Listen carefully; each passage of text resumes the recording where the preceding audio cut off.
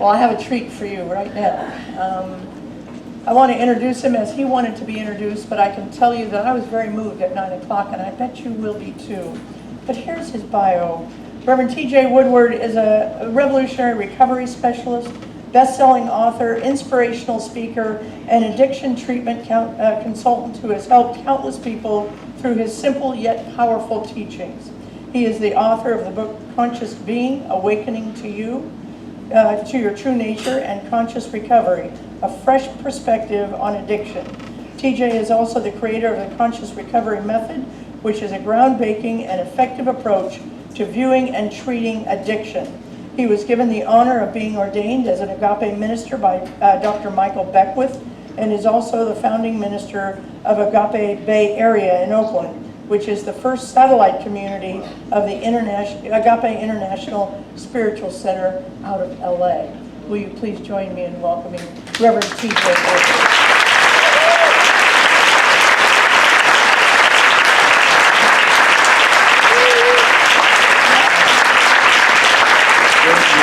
Good morning, everyone. I am still feeling my heart so wide open hearing that reading. And it really ties into what we're talking about today, because what we're talking about is what it means to be a conscious being and to wake up to your true nature. And so here's the thing, here's the great news. The great news is we already come in that way. We already are that. We don't have to cling or strive or attain anything. We simply return to the greatest truth of who and what we are. In other words, we can call off the search and rest in the truth of who and what we are, just like that little 4-year-old.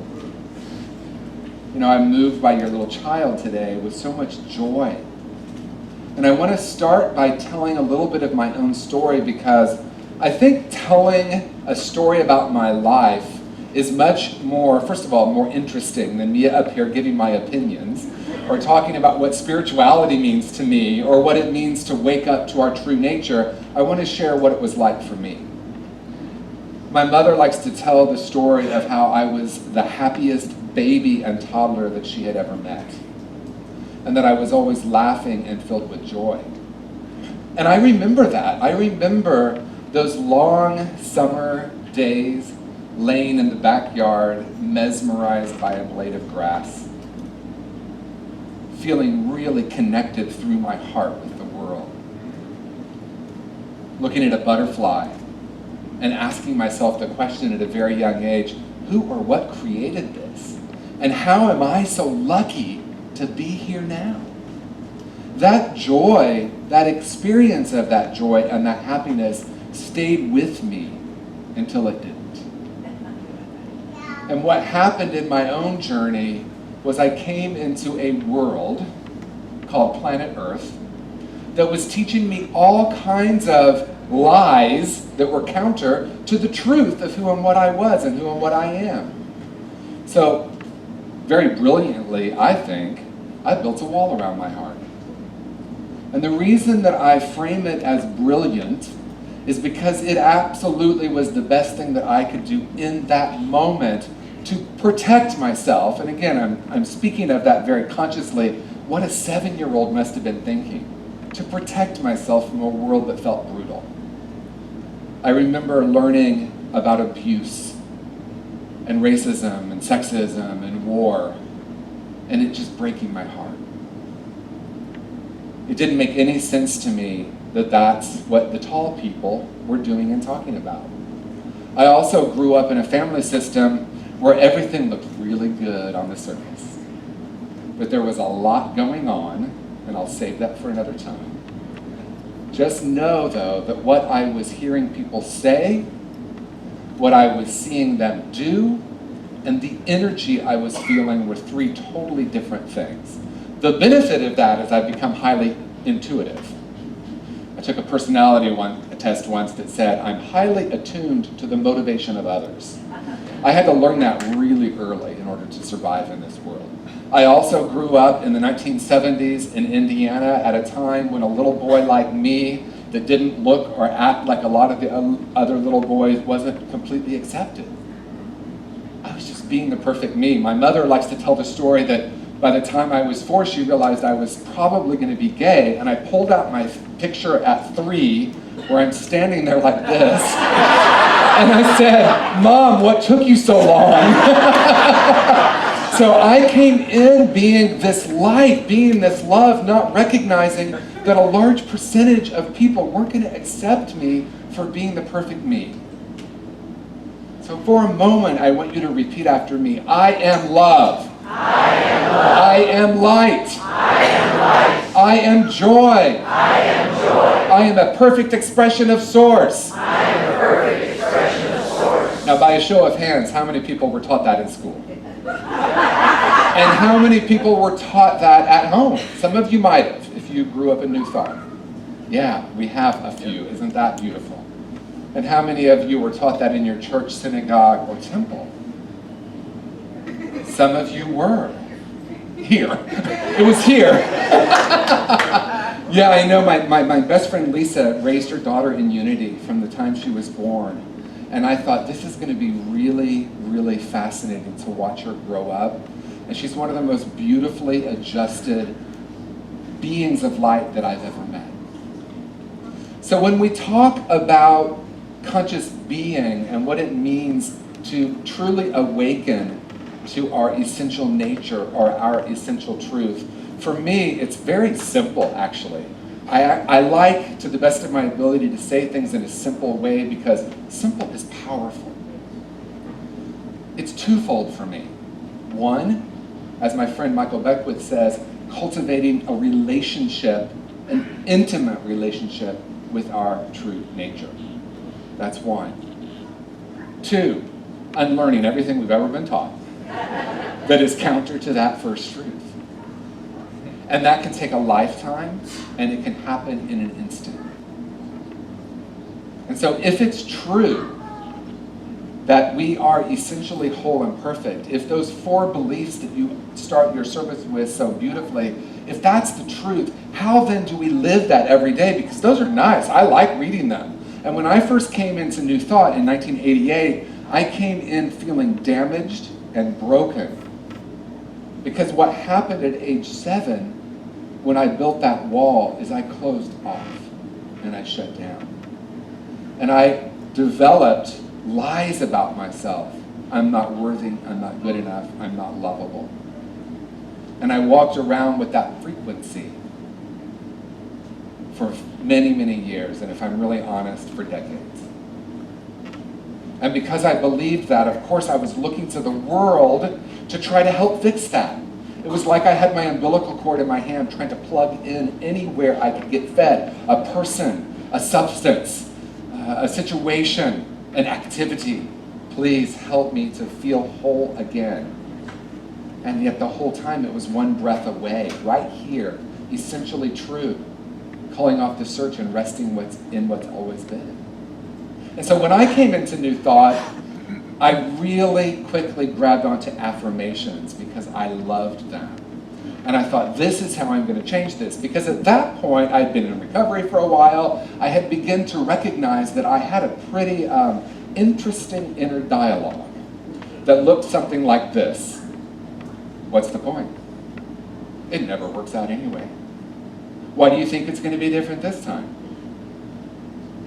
On and on and on, a narrative about my own brokenness that first I wasn't aware of. Because here's the reality is we're always choosing. I really appreciate this morning we talked about choosing peace and choosing happiness. The issue is we're either choosing consciously or unconsciously. And so affirmations are using the conscious mind to affirm something that is true spiritually or essentially. Here's the problem though with that for me, in my experience. And as my friend puts it this way, and I really appreciate this, using affirmations without doing your deeper inner transformational work is like putting icing on stale bread and calling it cake. And that's what I did, and I did it for a decade. I looked in the mirror and I said, I'm a whole and perfect spiritual being, and I couldn't take it in. So when we talk about thoughts being creative, yes, thoughts are creative, but there's also the energy of the heart space, the emotional center, more than that, there is the essential vibration or frequency that we're holding about ourselves. Which is why affirmations are really powerful and yet limited. It might be a little controversial to say in New Thought, but what I'll say is, no matter what I'm thinking, it's always a limitation. Because thought sorts, separates, identifies, categorizes, but the expansiveness of spirit is infinite. So what I have used as my practice over the years isn't so much trying to change my thinking, but questioning every idea I've ever had. So if it shows up like, oh, here we go again. Anyone ever have that one? Here we go again. I'm in this relationship. They didn't save me. The honeymoon period is over. I told this story in the 9 o'clock service, so I'll tell it again. I remember back in the day, I was on the treadmill and I had a Walkman, so you know it was a long time ago. And I was listening to something called a cassette tape, and it was Marianne Williamson talking about relationships, and she was saying it's really popular in our culture to talk about attracting unavailable people. And for her, the powerful shift was when she changed that to, why am I attracted to unavailable people? Right, I take my power back. But I'm going to take it a little bit further today. What is it I want them to be available for? I think is the fundamental question. Again, if I feel broken, if I feel separate from, if I feel unlovable, I'm walking around with the frequency of unlovability. I find this perfect match to show me that I'm unlovable. We're in this interesting, sacred, karmic contract, and then I say, I can't believe I'm in the same relationship with this guy. It's a different guy, but the same relationship. Anyone ever had that happen?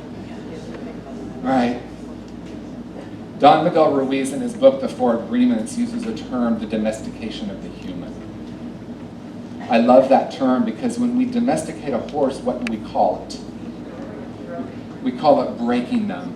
We even sometimes call it breaking their spirit.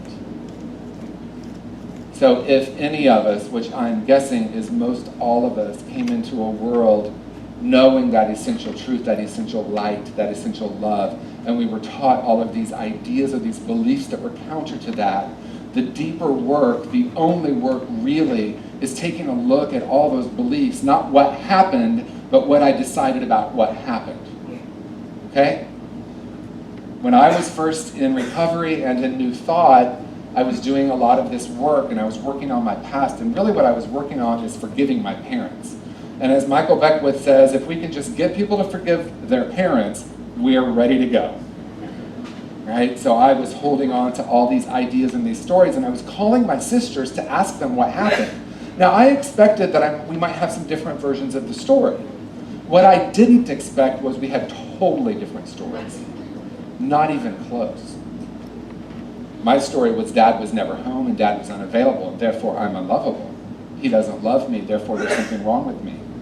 My sister, my younger sister, her story is Dad was the most loving, open-hearted, present father that she's ever seen. All her friends, she has this present, loving father. And I'm thinking, we grew up in the same house. And so when we're doing the work in our deeper unconscious or subconscious, getting down to what that vibration is, what those lies that we're holding that are creating what we call reality, it isn't as important what happened. And I'm not trying to minimize what happened. Please hear me. I'm not trying to minimize that. Some of us have had really horrific experiences. But as long as I'm holding on to the idea of rightness and wrongness, I don't have the ability to move into my wholeness. That's for me. I don't know if that's true for you. But for me, I was holding on to these ideas that Dad shouldn't have done that. Mom wasn't this. Mom was that. But what I discovered was what was far more important was what I decided about myself and the world. And I use that term very consciously, decide. My nephew, who's now almost 16, I have a very close relationship with, I looked at him when he turned 7, this beautiful little perfect being, and I imagined myself, that's the age that I was sitting at my dining room table when the wall went up. when I decided that the world wasn't safe and there was something wrong with me.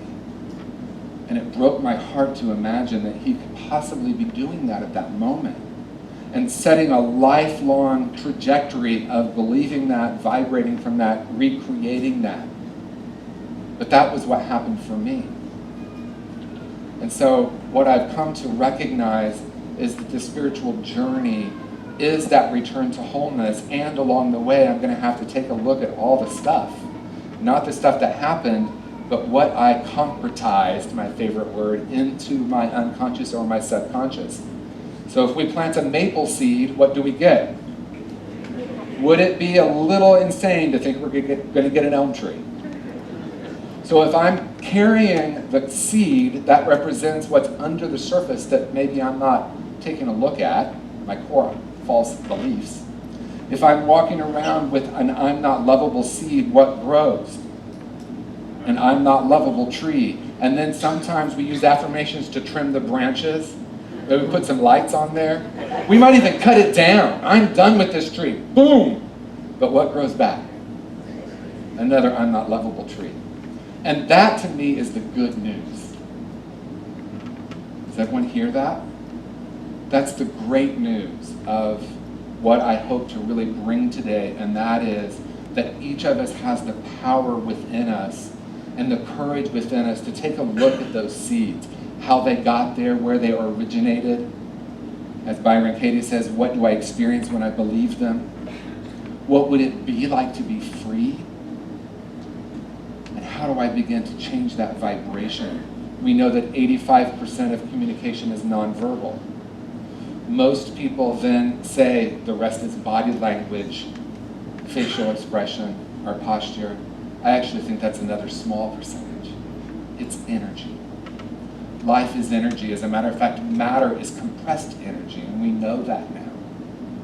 In the quantum field, what the mystics and New Thought has been teaching for a long time, science is saying, oh, wow, the observer has an effect. What I call it creates a higher probability that I will experience it. So if, let's say 80%, 75% of life is energy, it's the energy that I'm holding, the frequency at which I'm vibrating. And the good news is we have the power to take a look. And yes, that may take courage, but there is a level of freedom on the other side of that. And I know everyone in this room has experienced that at one time or another. People often ask me, is it possible to live in that knowing 100% of the time?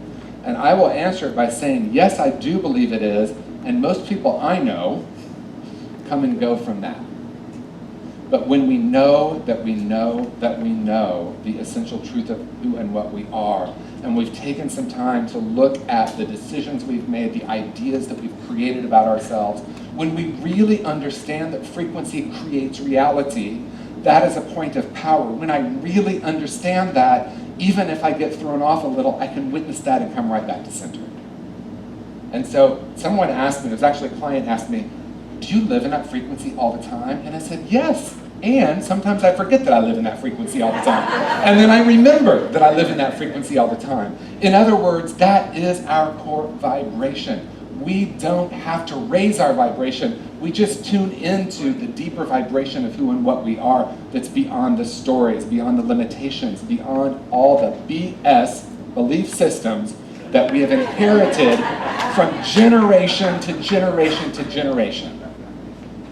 So in closing, what I want to invite, by the way, when I say in closing, you usually get about 5 more minutes. In closing, what I want to say is it's really an invitation, and that invitation is to recognize that life is a great experiment. And when I understood that life was an experiment or a playground in consciousness, it started to be really entertaining to me, because here's the thing. Judgment creates separation. Krishnamurti says the highest form of human intelligence is to see ourselves without judgment. So when I could look at myself through a playful lens, through a compassionate lens, through an open-hearted lens, I could say, wow, this principle has been working all my life. I believed I was broken and I experienced brokenness. It's a powerful principle that works every single time. My vibration creates my reality. I can begin to change that. I can begin to, if you're old enough to know what a radio is, all of it's in the air somewhere. I never understood that. I was mesmerized by that as a kid too. You just tune that dial, and then a song came through. Turn it to a different station, a different song comes through. So if you're looking at the songs of your life and you want to rewrite a new one, just change that dial. Tune into a different frequency. It's not out there. It's in here. God, essence, is who and what you are. So as we go out into our day and into our life, my invitation for you is quite simple. Be love, be light, be source. It's already who you are. You are the one you've been waiting for. You are the love you've been waiting for. You are the peace you've been waiting for. You are happiness itself. Sometimes people say, new thought is selfish. That's not selfish at all. It's the opposite of that. Because when I know that for me, I can see that for you. And when we know that collectively, when in this room, when we come together and really recognize that, there is a power that gets transmitted and consciousness shifts. We're in the midst of a profound shift in consciousness. And sometimes when there's a profound shift in consciousness, stuff shows up that may not look like it.